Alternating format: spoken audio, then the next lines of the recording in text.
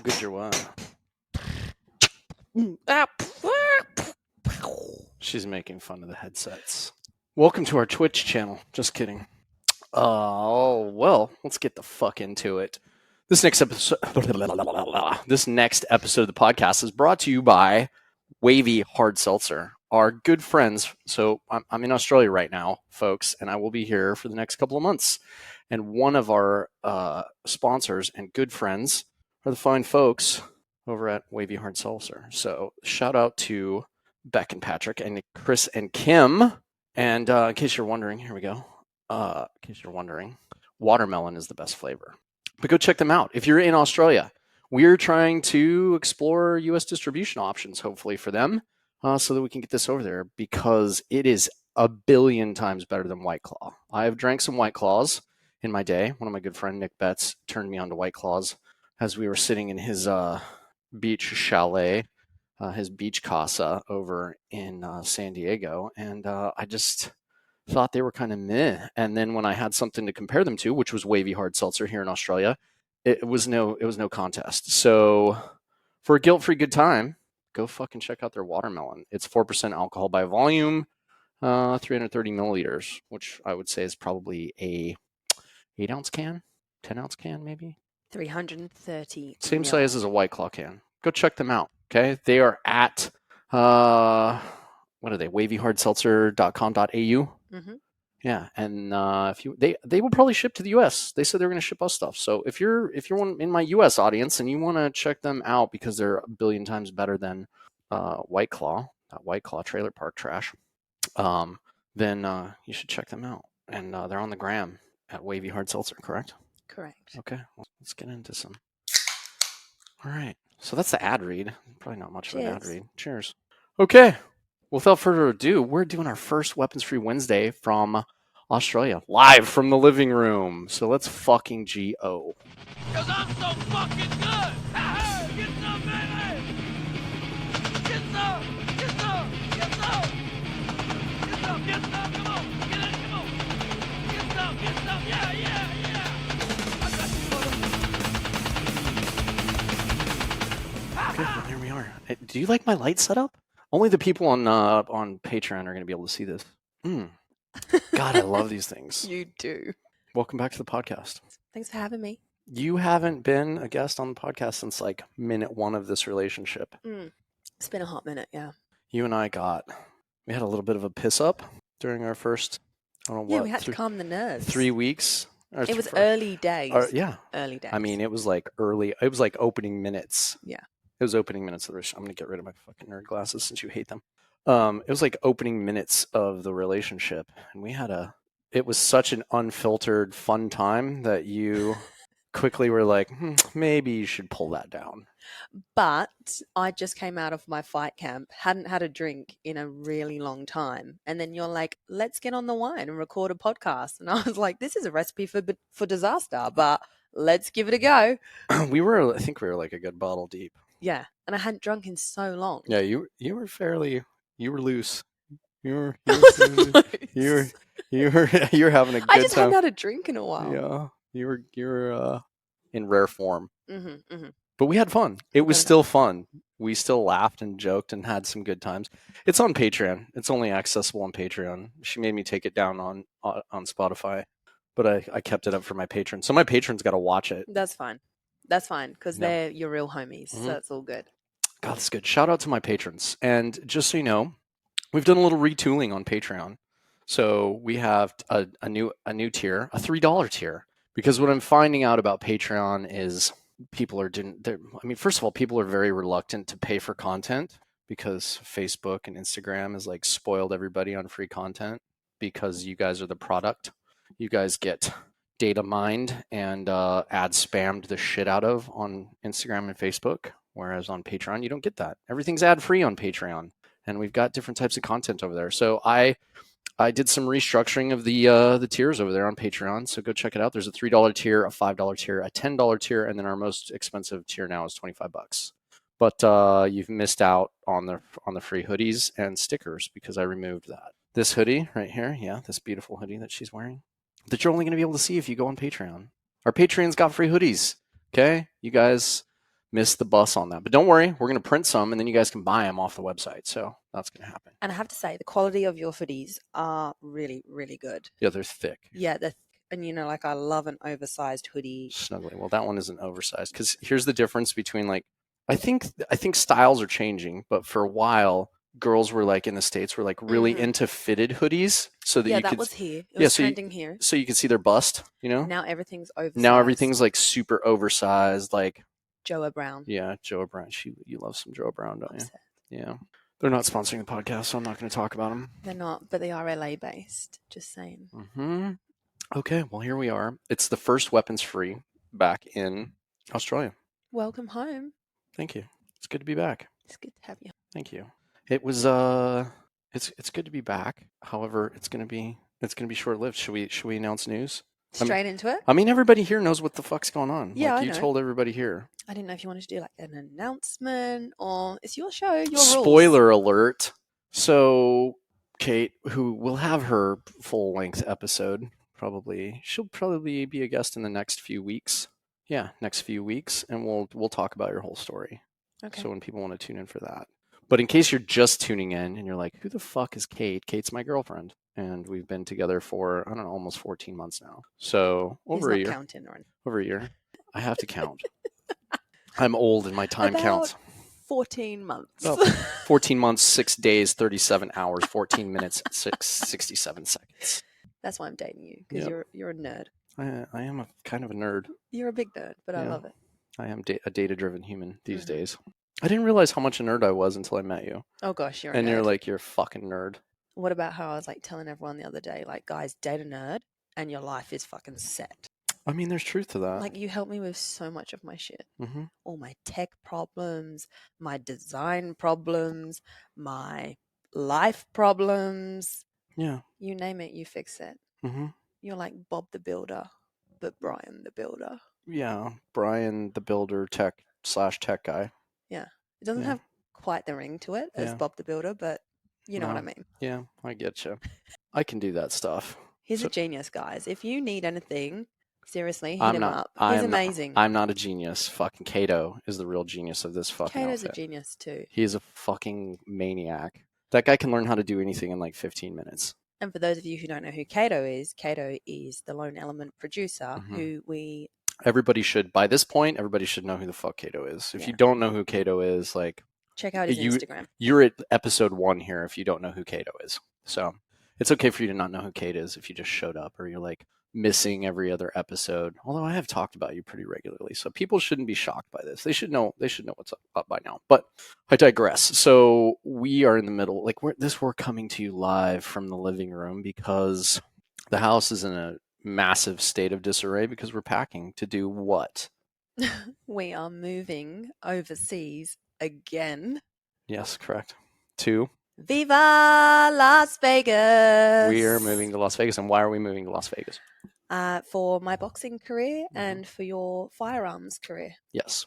So, I mean, I can do my firearms from pretty much anywhere, and I can podcast from anywhere, and I can shoot media virtually from anywhere. But can I interrupt there? Yeah, go for it. I mean, we're shooting content right now from New York. Not New York. Mm-hmm. No, because so that's why we've come to that agreement of going to Vegas because folks, she wanted New York City.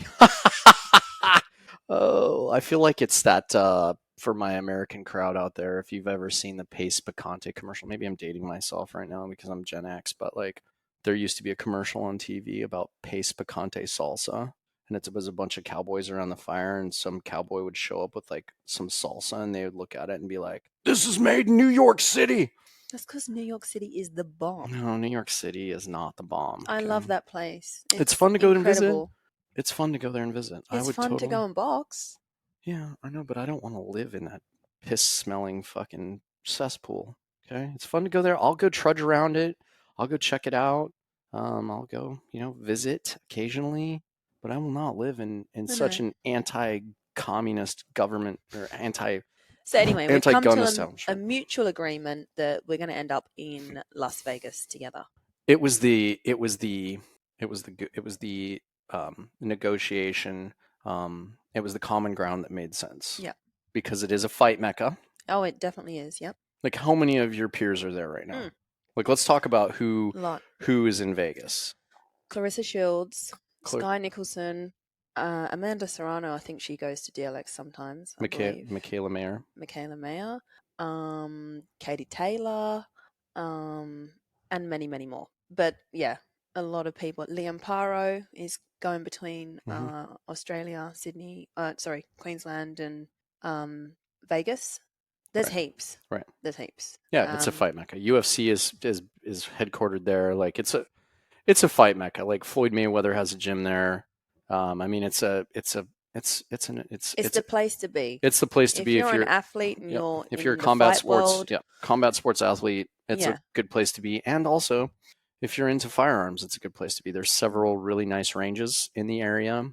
What I like is the city isn't too big, and it's easy to get out of the city relatively quickly in really any direction. But have you mentioned to your viewers that I've actually never been to Vegas? Yeah, so she's never been to Vegas. Now, I would like to caveat that conversation by saying I did mention that while you were in New York, before you even planned New York, I said, you know what? If you're going to the US, you should probably split your time and go check out New York and then go check out Vegas. Well, 3 weeks is not long enough. I mean, you had plenty of time. You should have done a week in New York and you should have then flown over to Vegas and checked out Vegas. I mean, you're going to love Vegas. I think I'll love Vegas. Mhm. I'm excited, babe. At the end of the day, like for us, it's a amazing opportunity. It works for both of us. I think Australia is a little bit challenging for us at times. Well, it's really challenging for me because I can't do any. Like, all my work is remote here. Like, all Yeah. I can do really here is podcast and keep inventory flowing with like ODG. That's it. That's the only thing I can do. And for you, you're splitting your time. You're splitting your time 3 months here, 3 months there, 3 months here, 3 months there. And the thing is, I'm literally packing up everything of mine, selling my car, and just starting life over there. So whereas here you're a little bit stranded, in Right. the sense of like you don't have a vehicle here. You're here like 3 months and then you go back for 3 months. Like it's not really stable, is it? Whereas we'll go over there, we'll have our place together, our first ever Well, real it's stable. home It's together. it's fine. It's stable. It's financially doable, but it's not. Uh, it's not. It's not the perfect way to do things. Like, it presents a problem set that like it causes us to like struggle with like mainly career type stuff. So Yeah. And for me, like to elevate my career, like that's the next step. I either need to be in New York or Vegas or LA. And I wasn't really much of a fan. I went to LA a couple of months back now. I liked LA, but I don't really see myself in LA. I absolutely loved New York. I think it's the favorite place that I've ever been in my entire life. The training and everything over there was just very well suited to me. yeah. And now Vegas, I've done a lot of research on Vegas, looked at Vegas. You know people in Vegas and you can do your work there. I can do my work there. And I think it's really well suited for both of us. And that's the thing with being in a relationship is it's got to work for you and it's got to work for me. It's got to work for the two of us. And no point going to New York because, you can't pursue your career there. And there's no point really staying here because I can't really pursue my career and neither can you. So I think for us, the middle ground is to go to Vegas, check it out, and hopefully everything will align. Well, I would have continued. The template that we had, but I think the big key thing for you was just Australia is so small with like the boxing community here. Like, you're really like either win or lose your next fight. The next move for you is, if you want to go anywhere in your sport, is to go international. And if you're going to go international, you might as well go to the best place on the planet for combat sports, And I which is think the US. New York was a massive awakening for me in the terms of I had an amazing coach over there and he said to me time's ticking, Katie, you're 33, you're not at the beginning of your fighting career, time is ticking and you either literally get on the boat now and go for it, or you literally stand and wave that boat goodbye because it's now or never. And it is true. And the way that conversation went down, I really went home, reflected on that, and I was like, it's fucking now or never. And, I haven't come this far, I only come this far. That's one of my biggest quotes that I say on every fucking podcast, and I'm going to stand by it. And, you as an amazing partner is keen to support me all the way and help me all the way. And, vice versa. I want to help you and support you, and I feel like Vegas is the next chapter for us. Okay. Yeah. Well, I can't. Cheers to that. Cheers to that. So, yeah, Vegas. We're Vegas bound. I don't think it's going to be a permanent solution for us, but it's going to be, I think, really great for both of us in the near term. It's the next stepping stone. For sure. For sure. So that's the plan, people. You're now officially read on. So that's the plan. I'm excited about it. I'm excited. I'm excited to see what happens with your career realistically, because I think it's got a really high potential of taking off. And for those of you listening that don't know, because we're going to talk about this on Kate's full-length episode, she's the number 2 women's welterweight in all of Australia, and you're ranked what? You're in the top. You're in what? 30, I haven't checked my 30? rankings. I think last time we looked at it, you were 33 in the world. I dropped though. I've dropped since, obviously. Well, we can talk about why you dropped. Do you want to talk about why you dropped? No. Let's. I want to talk. Let's save that for the Okay. the full interview. Let's make this. This is your Weapons Free Wednesday. Yeah. So. Well, people enjoy when I throw curveballs like this in. You love a curveball. I love a curveball. I love a good curveball. So then, since this is the relationship, love a curveball. I'm going to move to Australia. Right. Hey guys, guess what? We're moving to Vegas. Right. This one and me with ADHD. Oh my God, guys, you just never know what's coming next. I mean, you're more so. I don't even know what's coming next. Neither do you. How are these guys to know? I mean, yeah, try dating her, guys. It's fucking super rad. Well, shall we get into so what I had planned for this Weapons for Wednesday, because you're familiar with the format, correct? So we either do a rant about socio-political events or industry related things, or we answer Q&A. Okay, so what's on for today? So I think my Patreon listeners had questions for you. I'm gonna dig those up right now. Where's my phone? Oh, my phone's over there, and I have to put my nerd glasses back on for this. So Did they have questions for you or just for me? No, I said I need questions for Kate, and they fired back with some questions. So let's. I gotta get it back in frame. Like, this isn't bad. You look pretty good. You look nice and glowy. I got the light temperature right. I got the ISO on the camera right. Nick would be proud of me. Kato would be super proud of me. He's gonna edit this, so he's gonna be like, "Yeah, bro, you did all right." Data nerd, guys. Data nerd. Okay. So many things to learn. You just got to jump in. Guess what? Kato and I are self-taught, and I talk about it all the time. If you want to fucking start a podcast, or you want to start a YouTube channel, or you want to do something, the clock's fucking ticking. Like, just get after it. Like, jump in the water.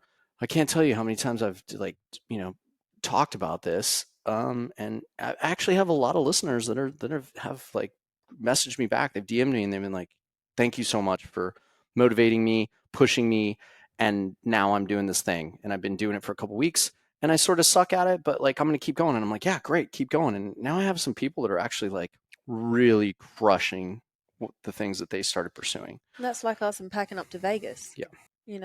So we're going to go into... If you get thrown in the deep end, you'll soon learn how to swim.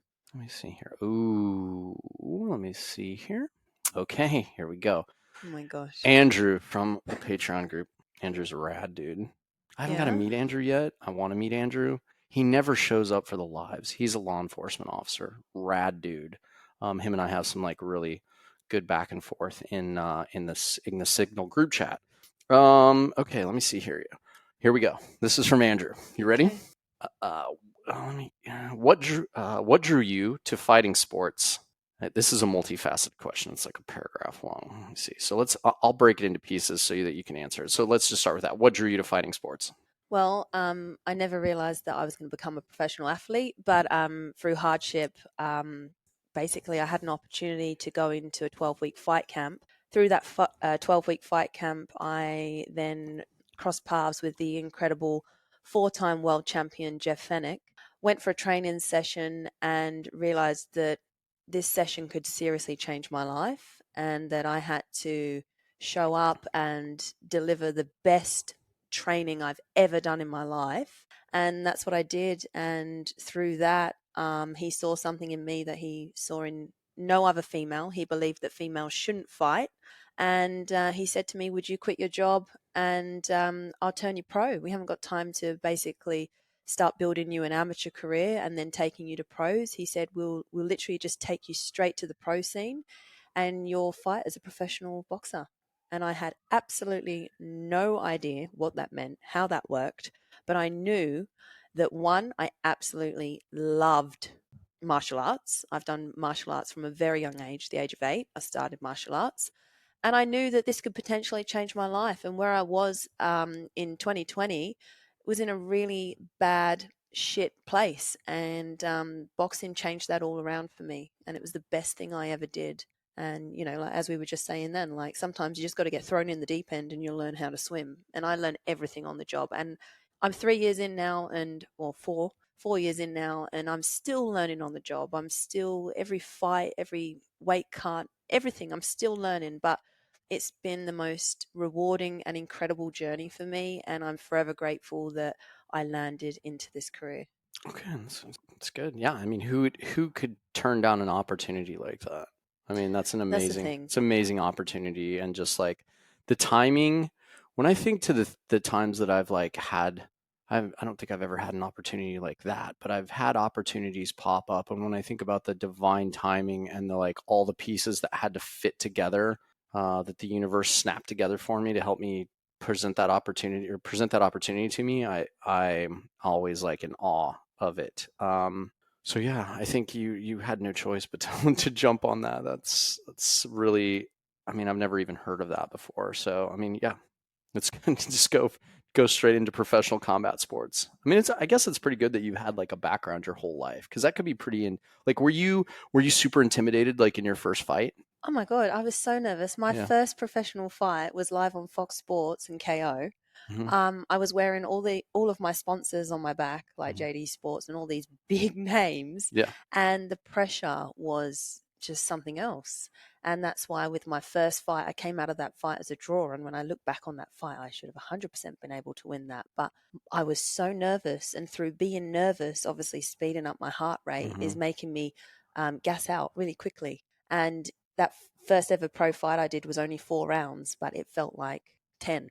Hmm. And I got so nervous and so exhausted that that's why I feel like I didn't perform at my very best. But it was a massive lesson for me. And you know, it's a lot of pressure. Like your first fight on, you know, live Right. TV, it was a lot. But now I've kind of like learned to work with the nerves. Obviously, I'm very grateful for all of my sponsors. Everyone sees how hard I'm working.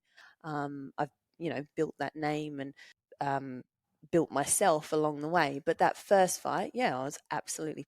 Yeah, I can see why. I mean, you do something that 99, and I've told you this before, 99.9% of the population, like to to be in a professional combat sport level, and then to go on national TV Hmm. or global TV and like fight and square off against another human being while potentially the whole world watches, that is something that I can't even possibly imagine.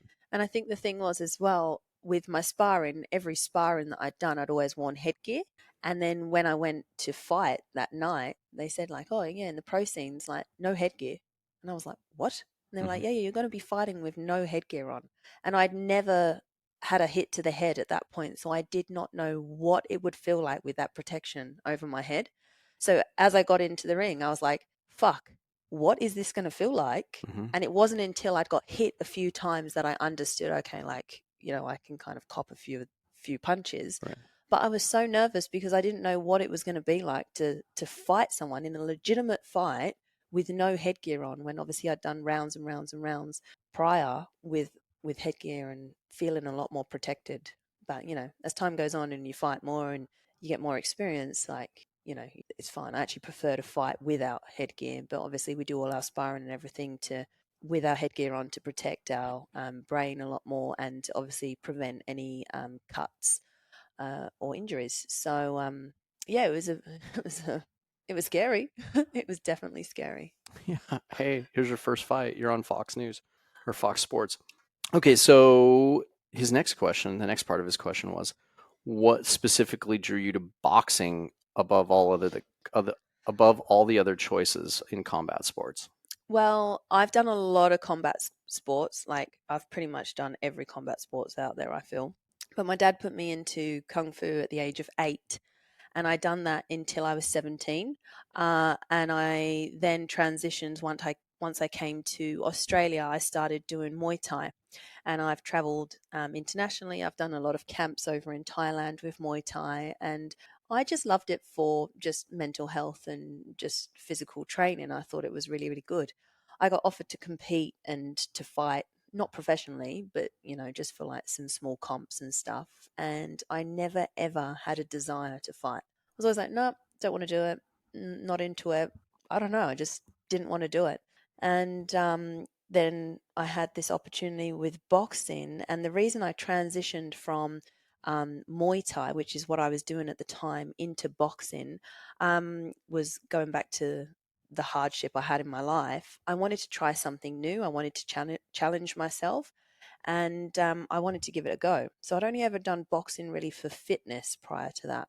But I got into this boxing class, and it was my coach in the boxing class that motivated me, inspired me to then go into this 12-week fight camp. And so much had changed in my life at that point where I was just like, fuck it. Like, do you know what? Yeah, let's have a contender fight. So 12 weeks in, the journey along the way was what changed me. I grew so much as a person, and the rest is history. So that's pretty much how I got into boxing.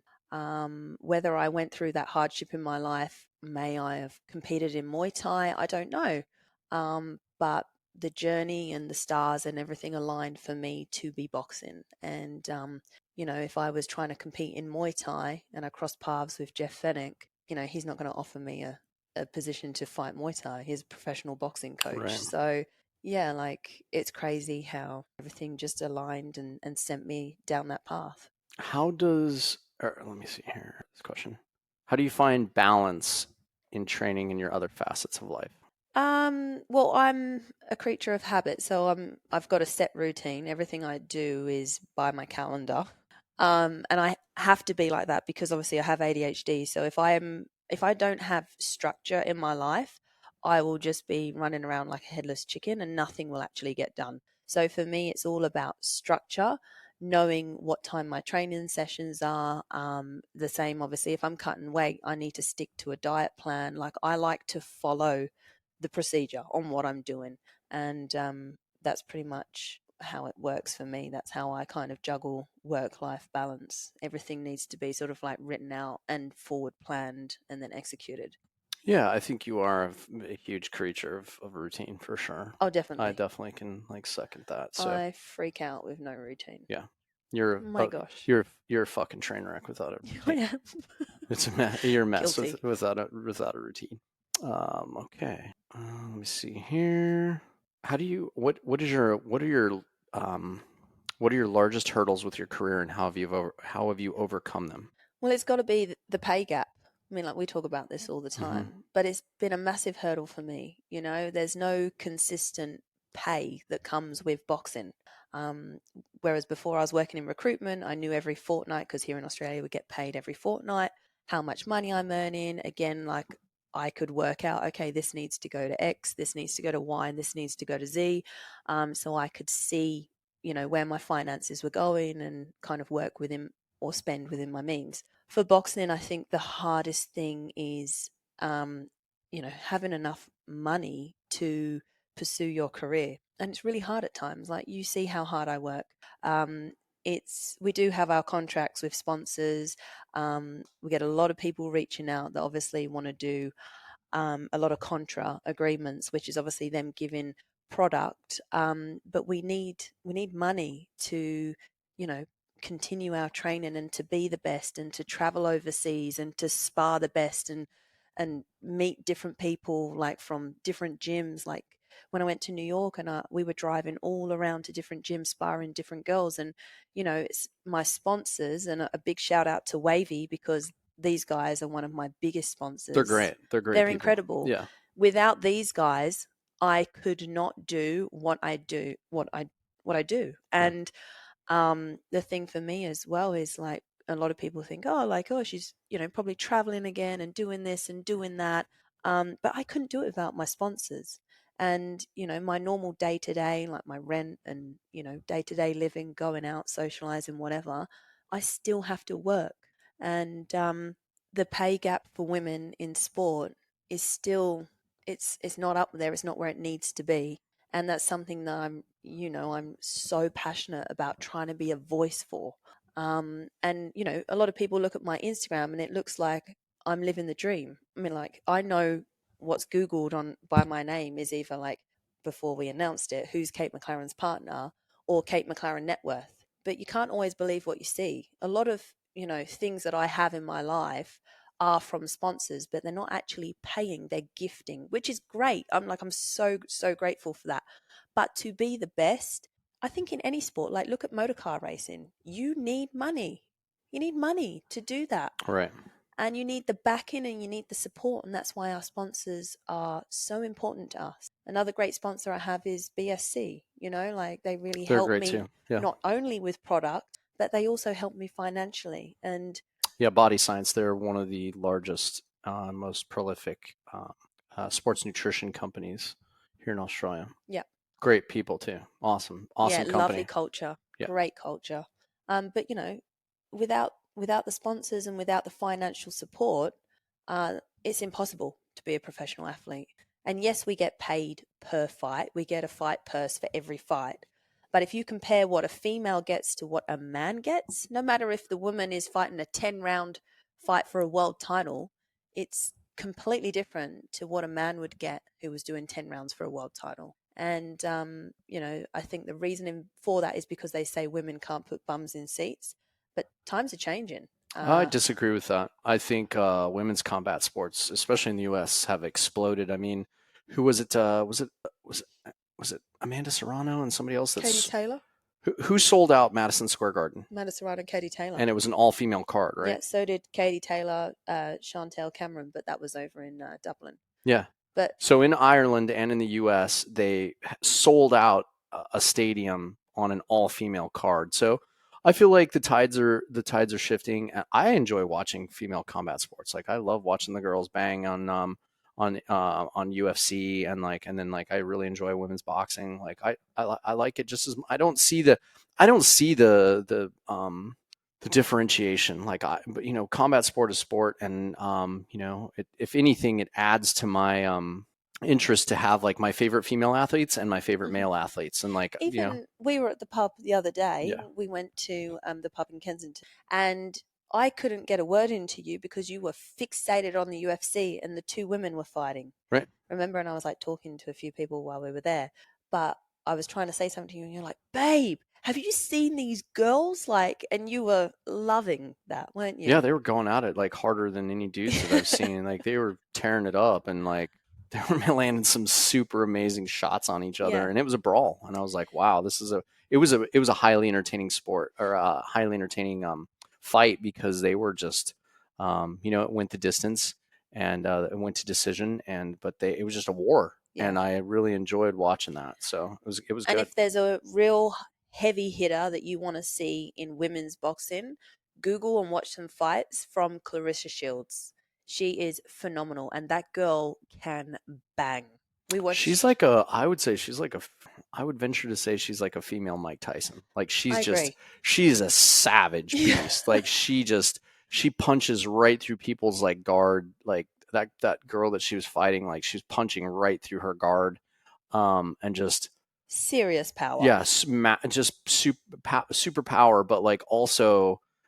She was very footwork was good, very light on her feet, and her head work was great. And she just so much power behind her punches. And she puts a lot of punches together nicely. Yep. Once she's got her opponent in the corner, she doesn't stop throwing hands. And she's quick. Yeah, her endurance for is someone good. is in a higher weight division, you'd think that being a bit heavier, the punches are going to be slower, but she's more light powerful. Heavyweight. What division? No, I can't actually remember the division off the top of my head right now. I think she's light heavyweight. No, I think. No. I don't know. Look it up. I think she's one down. Anyway. But she's Clarissa Shields. She's a savage, and I love watching her fight. I love watching her fight too, and she's someone that I inspire to be like. That girl's phenomenal. Anyway, moving on. Okay, let me see here. I think there's one. No, that's it from Andrew. Okay, we'll go. Let's see. Oh, here we go. What is the best and worst thing about dating Brian? The best thing is he is so tech handy. And I'm not. No, it's not the best thing. The best thing is he's really understanding, and well, there's so many best things. He's loving and caring and understanding, but he has great patience, and I don't think many people have the patience that you have with putting up with me going at a million miles an hour. And that's something I really admire is your patience, and the way you handle conflict is amazing. Yes, that's the best thing. I Well, didn't like, I used know to that be was that, more than one. and I'm not always that great at it. I mean, like, you're assertive and you have a bit of a hissy fit if it doesn't go your way, but you are very understanding. And I think the two of us, like when we do clash heads sometimes, like we both go away, analyze it, think about it, and then we come back together and we talk about it. I really like that rather than just like avoiding each other for the whole day or just being in a bad mood or whatever. Like we'll have a little bit of a tiff and then we kind of blow up a little bit and get like, you're very alpha, I'm very alpha. And then we kind of come back together and we're like, okay, let's talk it through. Right. I love that. What's the worst thing about dating me? The worst thing, the worst thing is that you think that you're the alpha of the relationship. I mean, You knew that was coming, didn't you? The man's in charge. Ask anybody. Uh-uh. Yeah, that's, I am a woman that is all about female empowerment, and I believe that the relationship is equal. Now, let's start a poll on your channel to see if the man is the powerhouse of the relationship or the man and woman is equal within the relationship. What do you guys think at home? Do you believe that the man should wear the pants all the time and the woman doesn't have a say? Or do you believe that the woman is just as powerful as the man? And but that's not accurate. what do That's you not mean? that's not my position on things. Like my position on things Yeah, is true. like it is a team. It is definitely a team sport, and being in a team, like everyone in the team should have like buy-in. But they're also at the same time that it's a team sport and there's buy-in.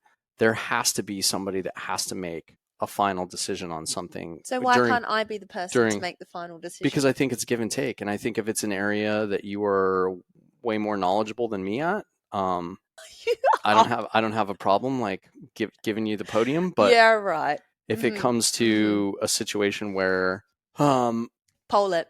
you don't, okay, yes, dear. Okay, let's see what's next. What are you most excited about to do in the US that you cannot do in Australia? I'm really excited for you to teach me how to do firearms or shoot firearms. Because one, that's something we cannot do here in Australia.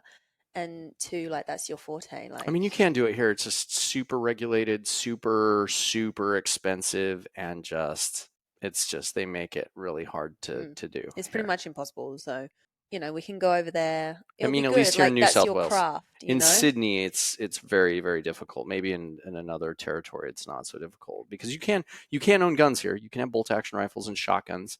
And a lot of people that live in the country and in the other territories that have property definitely have guns. And like we've met a lot of people that like like Josh is like, I grew up shooting. And Tracy.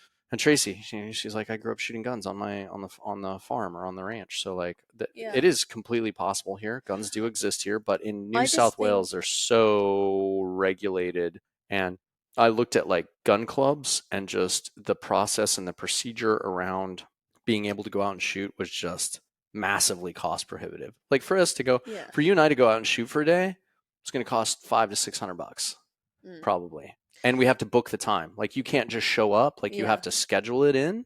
So it's not like, oh, hey, it's Saturday. Like in the US, we can be like, oh, it's Saturday. Throw some targets in the back of the truck. Let's go out to the National Forest. It's like how the Aussies here just neck beer. Right. Oh, it's Saturday, 3:00, neck beer. Correct. US. Oh, it's Saturday, 3:00, shoot guns. Correct. Okay, so you're excited to go shooting. Yeah, I'm excited to see you in your element. You mean like the other day you came watch me spar and you said how much you loved that. And you're in the corner and you're like, head movement, like move your head more, and you really got invested in it. And I think I'm so excited to see you do your craft and to teach me, I'm really excited about that. And I think people at home would probably like to see you teaching me. I mean, like I shot my second ever gun in LA a few months back.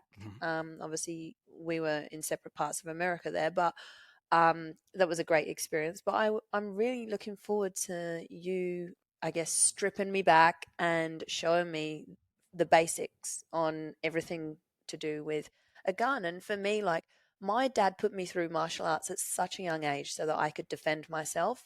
And that's not to say that I'm going to go around shooting people or anything like that, but everyone is armed in Vegas, right? And I feel like In the U.S., in the US, a lot of people, yeah, not everybody, but a lot of people, yeah. yeah, and I just feel like it's a safety thing. Like, you've spoke about sort of like the laws and stuff with guns over there, and it's really scary. Like you were saying the other day, if someone trespasses and comes onto your property, like you have the right. I think was that what you were saying? Not that we're going to do this, but it's self-protection, and I think I am a bit scared coming to the US and knowing that everyone has a gun. Like that's completely foreign to me. I'm from the UK, tiny little country town. People don't have guns. Like maybe the farmers might have guns, but I've never been brought up around guns or anything like that. But to see your audience and how you use it as a sporting tool and for self-defense as well. Like I just think on the opposite side of that, to know how to defend yourself as a woman if someone's holding a gun at you, that's something I would really be interested in learning as well. And then I'd love to pass those skills on to other women. Because yeah, I think I'm going to learn a lot in America, and I'm excited for this. I'm excited for the sporting side of it, and I'm excited for the hobby, and I guess it's something that's going to make us closer and understand each other a little bit more. Because in the beginning I was like, oh my god, all you talk about is guns, but it was so foreign to me, and you were probably like, oh my god, all you talk about is boxing. But now I've it's never thought like, that. really? I've always been super Just me. excited to like listen to you talk about your sport. But now I'm really intrigued. I want to know, like, because there is competitive shooting and stuff like that. And I know, like you've been on 9 deployments, and I'm really intrigued by it now. So, yeah, I'm excited. Okay, good. Yeah, I think it'll be good for you to finally get over there and like see what a good positive gun culture is all about and like Yes, really kind of dispel the myths because I think everybody that lives outside the US, especially here in Australia, has a kind of a certain stigma or a certain idea of like what correct. it is in the US, and it like Correct. freaks them out a little bit because it's Yeah. it's such a foreign concept to them.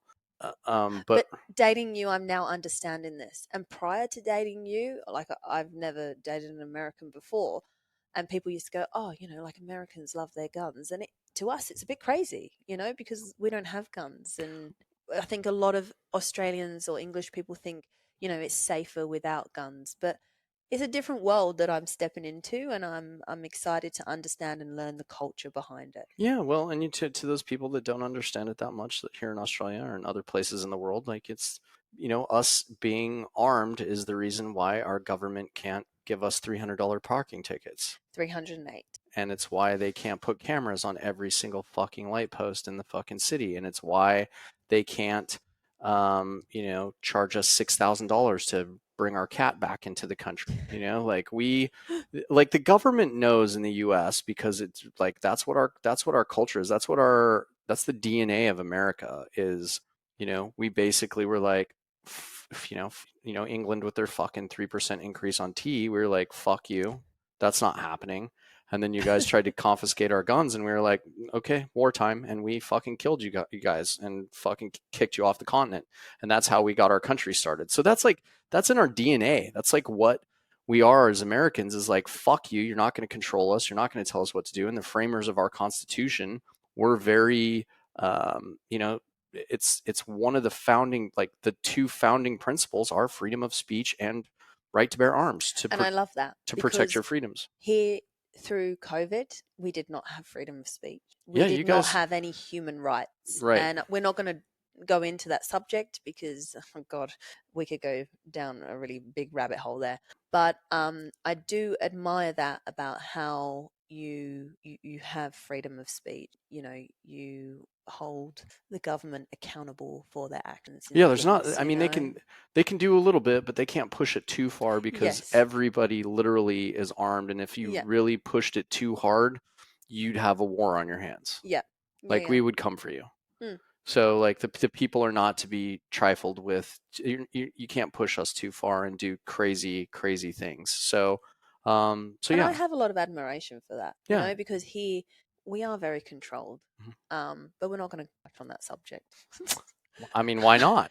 Why not? No, we don't want to. We don't want to. Yeah, I mean, get into that. Australia, as beautiful it is as it is, and I'm happy to be a guest here, and I love Australia very much. I really think that it's a nanny state, and it's the level of control and the level of things that the people let the government get away with here. Mm. It's appalling to me. Like the And fact I that you, realized that visiting the States twice this year, I come back and I'm like, whoa. yeah, even the boys in LA were like, mate, I got to drive really fast on the freeway, and there was no tickets.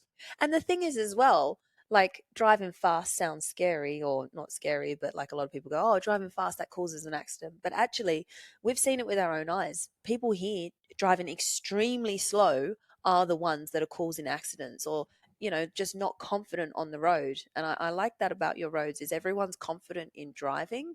Yes, obviously you've got to keep your distance and your gap, your stopping distance, but here everyone's fucking on and off the brakes, and Yeah, and there's a camera like every 200 meters to make Yeah. sure that you're going the prescribed speed. And if you don't, they take a picture of you and they send you $1,000 fucking ticket in the mail. And you lose a lot of points here Yeah, as well. and We then are very strict, very governed.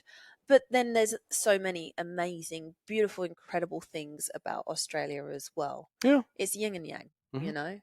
Yeah, and I also wonder, like, because my main experience in Australia has been here in New South Wales, in Sydney. I'm like wondering, like, is it this strict and crazy over in like Perth? Is it this strict and crazy No, like down in Adelaide? no, it's Like not. I would love to get outside of like New South Wales and like see what the rest of the country is Yeah. really about, because I don't think there's probably, you know, I've seen memes on the internet where like they correlate, you know, New South Wales to like they compare it to like California. Yeah, no, New South Wales Yep. is very governed and it's very strict and monetized, but Queensland and Tassie and all the other states, then I really believe they're not half as bad. But Sydney also has some incredible perks to it as well. So like I Yeah, the say, beach scene is off the chart. yeah, The you got the food, city and then you got the ocean the and you got food, so the much coffee. choice. There's so much things to do. Yeah, it's amazing. Yeah. And if you haven't visited Sydney,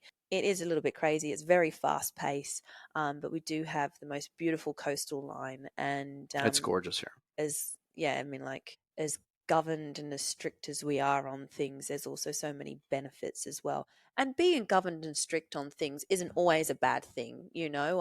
Our borders are very protected, and we're very strict with visas and who we let in and out of the country. And I actually don't think that's a bad thing. I quite like that Australia is very well protected, but it is strict, and I do feel like we just get completely rorted by the government with fines upon fines upon fines, and a camera literally every 100 meters apart is just. Everyone I'm talking to is like, just got another fine, just lost 3 points, just got another fine, just got this, that, whatever, and it's just like it does suck every penny out of. Well, yeah, weren't you telling me one of the things that I couldn't believe that you were telling me is like the cost of the tolls that you get charged. Oh, like you were telling me that like, oh, when I go visit one of my friends over here in this part of the city, $50 each way. it's so $100.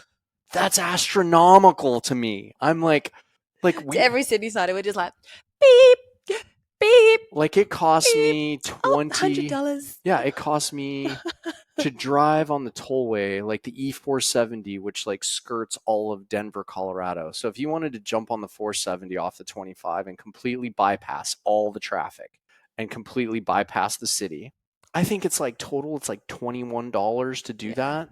To go through the whole, bypass the whole city. You go through like 4 or 5 toll booths, and I think it's like $21. This is just to get from east to west, like eastern suburbs to western suburbs, $50.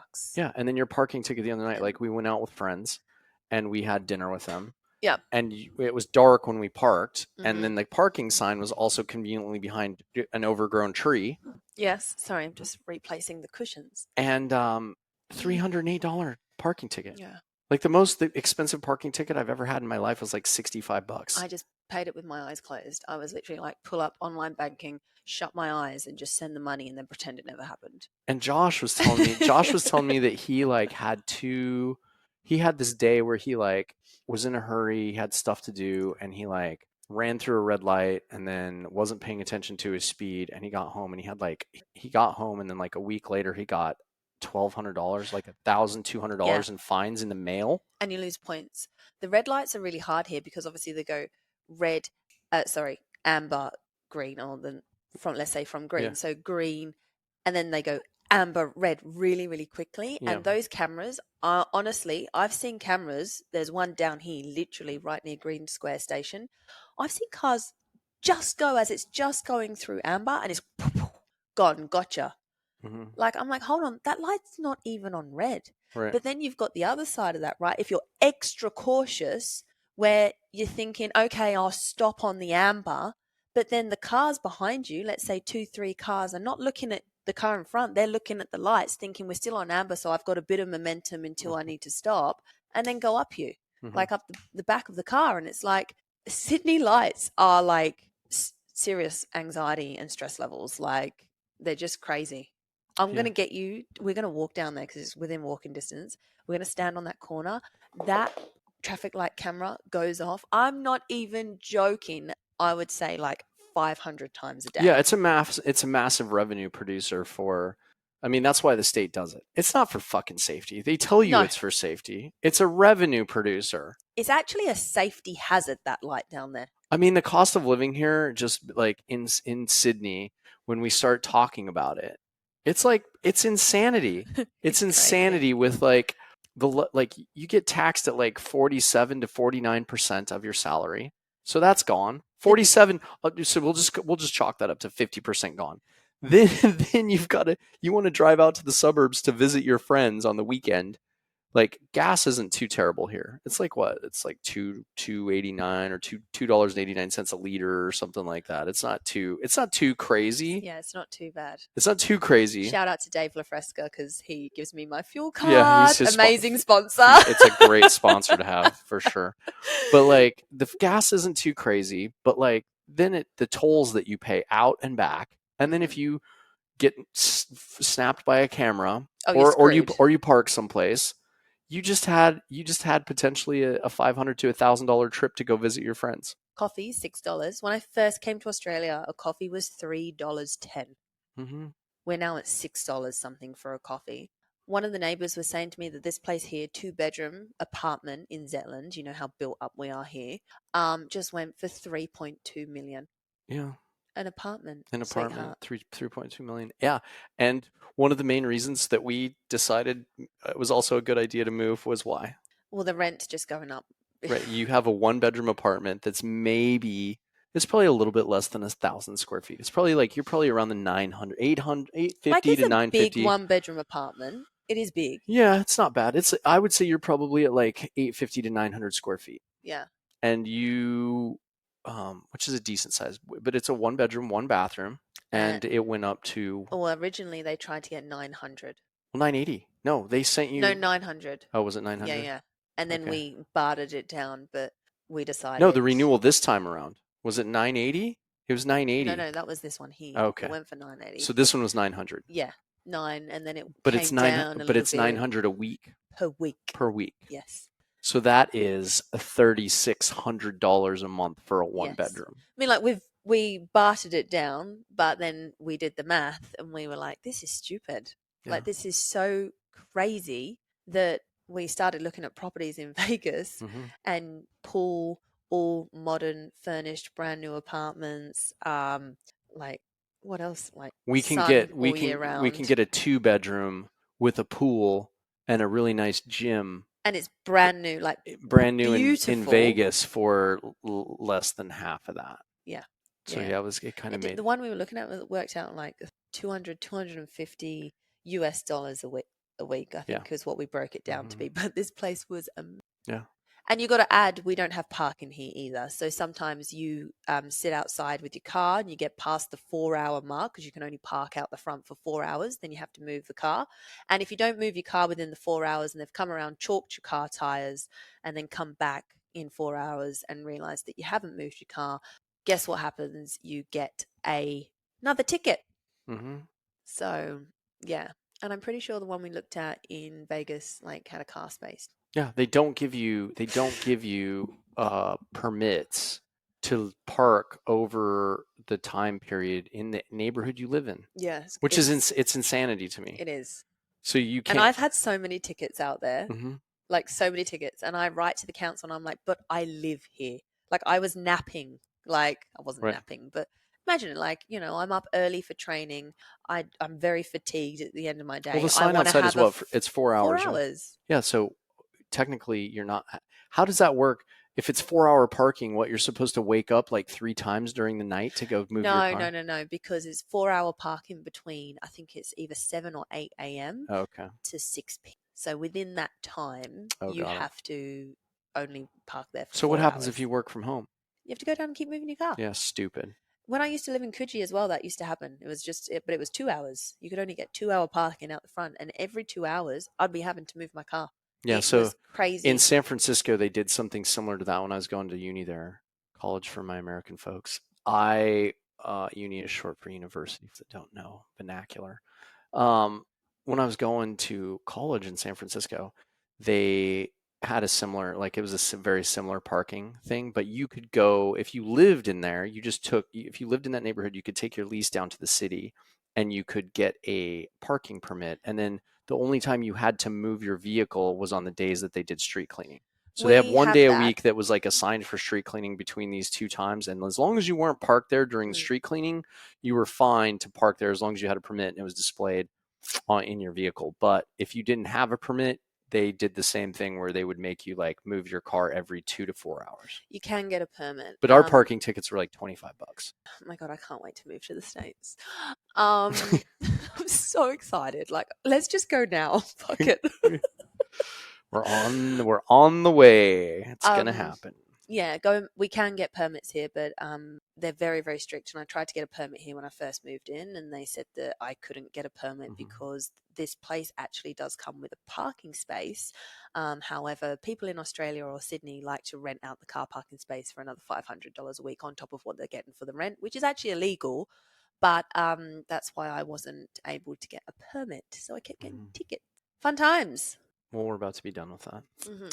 The last question. Oh, can I just say, I am so excited for you to teach me how to drive on the other side of the road. I'm scared to death. But what do you call the roundabouts? Circles in the road. No, traffic circle. Call roundabouts traffic circles. Watch out for the traffic circle. Yeah. I'm so excited. You should see Americans. We're going to vlog it. Americans have no fucking clue how to use traffic circles. Like you everybody. don't have many, hey? No. But in the places that we do have them, like people fuck up all the time. Just people go straight over them. Yeah, people go straight over them, or they like will stop and they're like, I don't know when to go. If it's like really full, like the whole thing that Americans understand is like everybody's supposed to slow down to let the car in front of them that's to their right enter the traffic circle or the roundabout, and that's how everything flows. Okay, question. Yeah. You said let the car to the right go, but aren't you driving around? The traffic circle. You're driving around counterclockwise because you're going right. Yeah, so you're driving the complete opposite way because we get to the cross section or whatever it's called, like the junction, and then we go around it left. Yeah, we don't drive on the left side of the road. So you're gonna teach me how to drive around. Do you remember? Wait, what's it called? A traffic cone? No, a traffic circle. Traffic circle. God, and I can't wait to have an American accent. I've been practicing. No, keep. Should we give them a demo? Nope. You should keep your British accent. I think American accents are so hard. That's the other thing people don't know about you is you're actually from England and you immigrated here and you became Australian. Correct. Yeah, but you're actually English. Correct. Everybody should know about your potty mouth too. No. Next question. She says cunt more than I do. No, I do not. Yes, you do. No, I do Especially not. when we're driving. You've never seen road rage like you've seen. No, we don't. I'm going to YouTube it. Okay, fine. Next question. Last question. What will you miss most about Australia? Well, the coffee. Easy answer. Easy answer. Easy answer. I knew you were going to say that. The coffee. We both will miss the coffee. And obviously we're going to leave Jack here for a while. For a bit. God, it breaks my heart. He's the cat. Jack the cat. Obviously, like there is gonna be tears. There's already been tears. There's already been tears, but there's gonna be more tears and a lot more. I mean, like we got 16 hours on the flight. Like there's gonna be the whole way. I'm glad I'm not flying though. That's true. But yeah, the coffee and the avocado on toast for toasters. The avocado on toast here is phenomenal. It is really good. I mean, all the food here is really amazing. Our avocados are just like fucking the best. Yeah. So yeah, I'm gonna miss that. I'm gonna miss the beaches. I mean, like this morning we got up super early for the sunrise. We went and got a great coffee. We secretly got some toasted banana bread with honey, That's and we good. sat down Clovelly and we Yeah, we watched the watched. sun come up, and the ocean was there, and the sky was like beautiful pinks and blues. And you said, "Babe, soak every bit of this in because there is no ocean in Las Vegas." Yeah. I mean, we can jet out to San Diego and see Nick and Nikki like regularly. Yeah, that would be Probably. cool. Would love that. They live in San Diego, so we can go get some Pacific Ocean from them when we need to. But for the But most it's not part, like how we get up, jump in the car, nope. go down to the beach, watch the sunrise, and then we normally go for like a little walk or whatever, and then like start our day if we've got PTs or have to be in super early or whatever. I will miss that for sure, and I miss my friends. I got such a beautiful, amazing group of friends here, so I'm going to miss them. But I know we'll be FaceTiming and I'll be And they can come visit. of course. Who doesn't want to come visit Vegas? It's like Disneyland. Yeah, we'll take them to for see some adults. Wayne Newton, some Elvis impersonations. I'm excited. Go to some like I watched Cirque the du Elvis Soleil. movie on the way to New York. Mm. Great movie. We can go to the Sphere. Oh yeah, you've been showing me. Well, I've seen it come up on Instagram all the time, but you were the first one to show me that. That looks cool. Yeah, there's gonna be some cool, fun stuff to do. I'm excited, and I'm excited to get stuck into training too. Like obviously, that's the main reason why we're going. Really excited to Get after it. Okay, well, what are we at? 1 hour. Right on time. Gosh. Right on time. Actually, it's 1 hour and 4. We're right on time though. Kato, what do you think of this lighting setup, man? Kato's gonna edit this video and he's gonna be like, okay, like the wall is a little washed out, but we don't have many shadows going on. Her face is well lit. Mine's well lit. She looks good. I warmed it up a little bit. Battery's about to die on the computer, so we gotta call it. But thanks to Wavy Hard Seltzer for providing the drinks for this evolution. cheers. Chris and Kim, you guys are amazing. We And love you. wherever you're at on the globe, thanks for joining us. I hope you guys enjoyed the first installment of like Meet the Girlfriend on Weapons Free Wednesday. So we will catch you next week with what is it? BC Precision Ballistics, talking about 6mm Max. So be ready for that podcast. Stay tuned, and we'll see you on the next edition of the Lone Element Podcast. Until then, peace. Anyone who runs is a VC. Anyone who stands still is a well-disciplined VC.